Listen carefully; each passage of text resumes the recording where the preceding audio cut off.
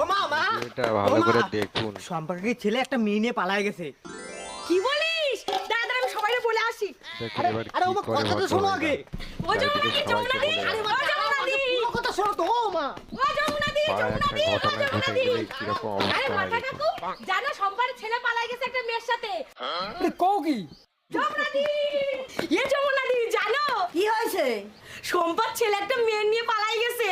কি বলিস, তাই নাকি? আরে হ্যাঁ, তুমি বসো, আমি ওইদিকে বলি আসি।